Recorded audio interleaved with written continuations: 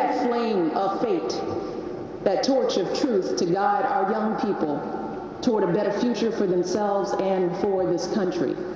Be the torch of truth, said First Lady Michelle Obama there, delivering the commencement address at Bowie State University in Maryland back in May. A few months later, the university canceled its low-cost student health insurance plan, citing in part soaring costs from Obamacare.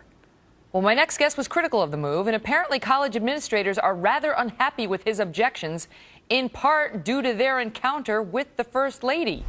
Eugene Craig is a Bowie State undergrad pursuing a history degree. He's also with the alternative school paper. Good to see you, Eugene. And so after you called attention in the paper to the fact that students were going to have to pay more and losing a good plan that they liked, what kind of pushback did you get? First, I'd like to thank you for having me on, Megan. Sure. I've gotten pushback from students, alumni, and administrators. What did the administrators say to you? I actually had an administrator pull me aside after a pre-planned Obamacare open forum and tell me how our coverage has hurt the university, how it's made the university look bad, especially in light of the fact that we had Michelle Obama as our commencement speaker last semester. So you're not supposed to criticize this law, according to this administrator, because the First Lady gave the commencement address. Well, apparently commencement addresses supersede free speech at Bowie State University right now. Who else is giving you a hard time? Alumni. If you go to my personal Facebook page, you'll see a lot of things that have been said about me.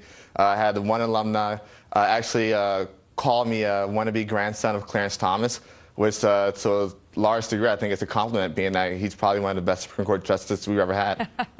So that one backfired. Are you surprised, Eugene? I mean, all you did was call attention to the fact that people were losing what was a low-cost, low-benefit, but low-cost insurance plan and going to have to pay a lot more under certain plans, and the disdain for that article, for your attempts.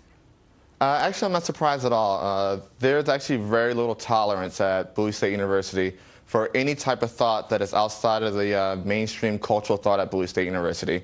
I can give you a couple examples. Last semester, my organization, Students for Liberty, we hosted United States Senator Tim Scott on campus.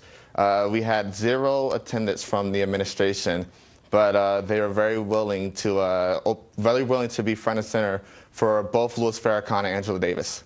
Wow. Do you feel like that is sort of built into their approach in the classes, you know, the atmosphere on campus? Because it feels like a form of brainwashing to just shut down the other point of view entirely. Well, I can definitely say that the other point of view isn't necessarily embraced. My definition of an academy or a university is where a debate of ideas is supposed to take place.